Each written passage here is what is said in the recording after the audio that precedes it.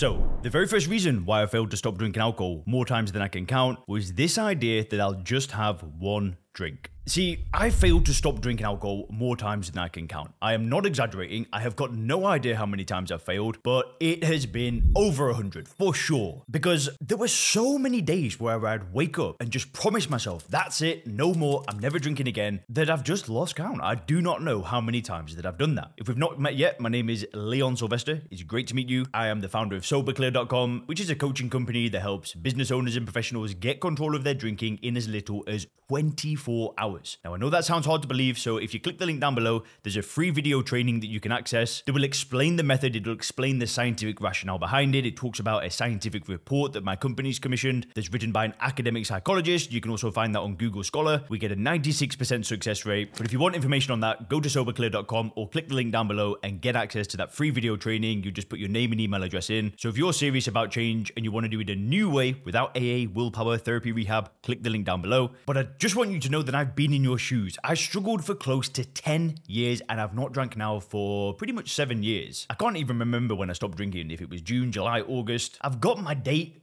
in some old phone that's like put away. I can't even remember because I don't care. I don't look at the days. I'm not counting the days. All I did was about 7 years ago is I made a decision and I stuck with the decision. However, during the 10 years that I did drink, this idea of having just one drink came up so many times. A friend gives me a text, Leon, want to go out for a beer? I'd think, yeah, sure, a beer sounds great. And that is truly what I thought I was going to do. I'll go and drink a beer. I think if I did that 100 times, maybe 95 times, I would have continued drinking. Maybe 5 times out of 100, I would stop at one beer. But justifying this thing of having just one drink, that was my go-to. It was really rare that I'd plan to go on a big binge. It would just happen. And it would all start with this idea of having just a drink. Caused many relapses. You know, if I'd stopped drinking for a few weeks, a few months, a few days, whatever, this idea of having just one drink would bring me back. But also when I wasn't so bothered about stopping drinking and I was just drinking, this idea of having just a drink would then lead to more and it would snowball. And I really wasn't that guy that planned his entire life around alcohol. I know I've worked with people that are like that. I know for people that might be a bit older than me, that's what they do, is they do plan their life around alcohol. I didn't. I always planned to have just one drink. Anyway,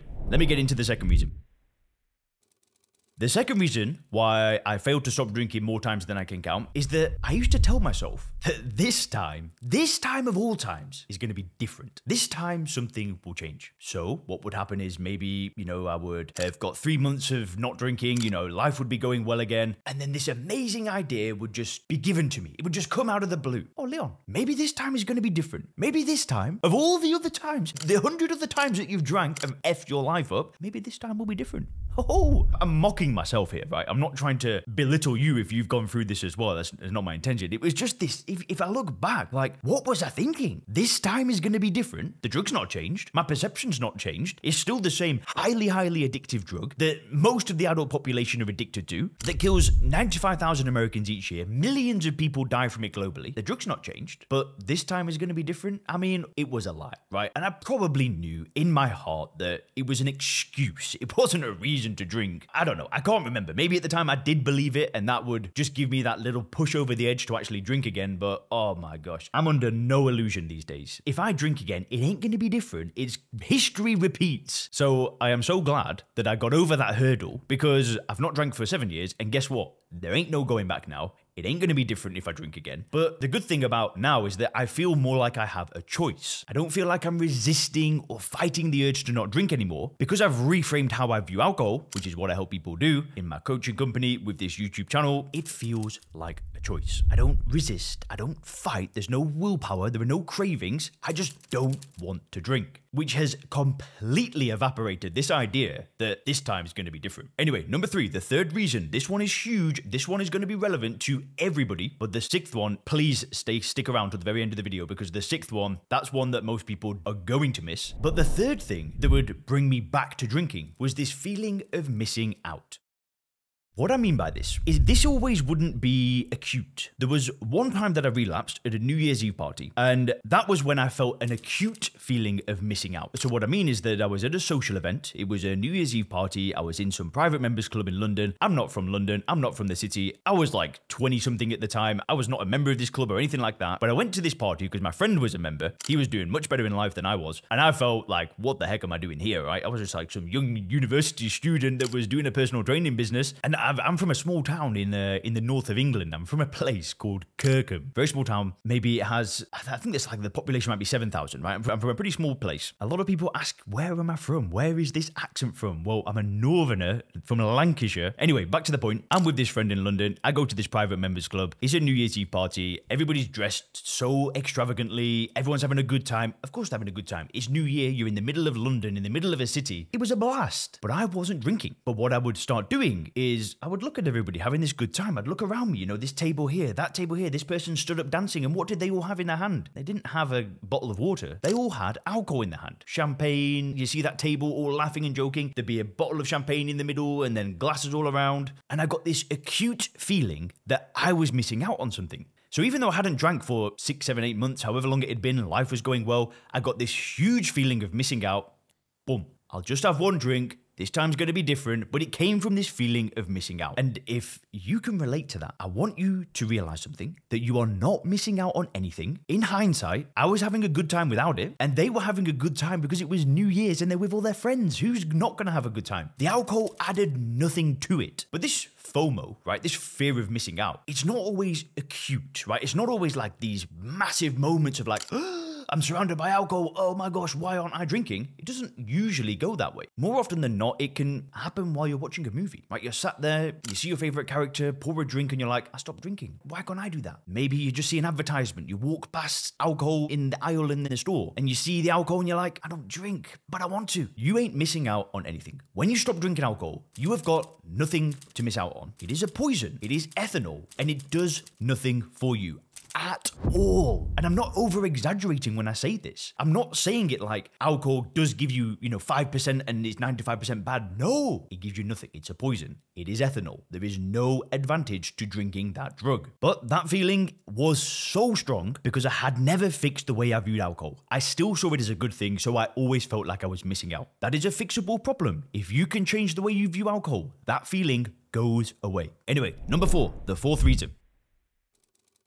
So this one came up, but not too many times. But another thing that would cause me to fail was some sort of emotional pain. Maybe grief, maybe anger, maybe loneliness. But one of the problems I had was that I wasn't sure how to deal with negative emotions without turning to alcohol. Now, I say that alcohol has got no benefits to it. There is no question about it. But if I was feeling lonely, and I went to a bar and had a drink and spoke to the waiter or whatever, or the server or the bartender, then it would alleviate some loneliness, but not necessarily because I was drinking alcohol, but more because I was going out. If I was sat in a room on my own and just opened up a can of beer and drank it, that's not going to alleviate loneliness. But what it would have done is given me a moment of relief. But that doesn't fix the emotion, right? That's not fixing any loneliness that I would have felt in that moment. What was happening is, this might be a little bit deep for this video. If you've read any stop drinking books, this will make sense to you. But that feeling of was actually the relieval of withdrawal. And drinking alcohol is a way to escape. It gives you these moments of relief that last for a few minutes. But isn't it crazy that we would exchange a few minutes of relief to put us in an early grave, to drink a known carcinogen, to drink the biggest source of pain in our life, or at least that's what I was doing, because it was the biggest source of pain in my life. We're doing something that we don't want our children to do. We don't want the people around us to do this, yet there we are doing it, and it just makes no sense. It's a highly addictive drug that does nothing for you. It doesn't fix any problems. If you're feeling negative, if you're feeling some emotional pain, drinking alcohol is not going to fix that. Now, I'll often talk on this thing about how stopping drinking in therapy, there can be a link, but for most people,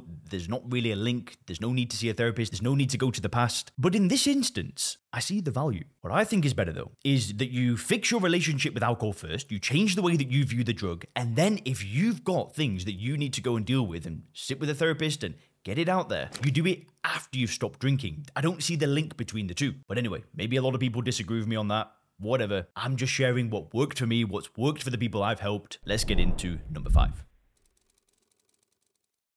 The fifth reason was, it was like this feeling of just like, do you know what? I don't give a. But I'd get this feeling of just like, I just don't care anymore. What's the point? And the reason why I would feel this way is because I would always struggle to not drink. It would always be this fight and this battle, right? So when I felt that way, eventually it would be like the willpower would just run out. I'd be gritting through it, fighting this urge to not drink alcohol. And eventually I'd just be like, do you know what? I'm just throwing in the towel. I'm giving up on giving up. I'm drinking. Who cares? But that was always because I was taking the wrong approach to not drink. I was mostly using willpower. Tried AA, tried the religious approach, but most of the time when I'd stop drinking alcohol is I would just resist it. I would fight the urge. That's what we all do. We're strong people. You're a strong man. You're a strong lady. You've built a good life. You've got a career, a family. You've done a lot of things in your life that have taken willpower. Maybe a degree. Maybe when you were younger. Maybe you were playing sport. So surely I can apply the same logic to my drinking problem, right? I'll just fight it. But I promise you, one day the willpower will run out, and that's when we get this idea of like, oh, do you know what? Who cares? The sixth reason why I failed to stop drinking alcohol more times than I can count was not because life was going bad. When I stopped drinking alcohol, life would start going in the direction that I wanted it to go in. Things would start improving, and the drinking wouldn't necessarily come from a place of pain. More often than not, it would come from a place of celebration, of success, of, things are going well again. And that's the one that we've got to look out for, especially if you're doing what I recommend on this channel, which is changing how you view alcohol and then going towards a better quality of life. Because if you're doing that, if you are going towards a better quality of life, then you'll get to a place where things are going well. You'll look at yourself in the mirror, you'll have lost some weight, your bank balance will be looking much more healthy, your relationships will be going better. And listen, you just got to be careful of this, because you've got to remember this crucial fact. Alcohol doesn't change. It is the same drug that it was before.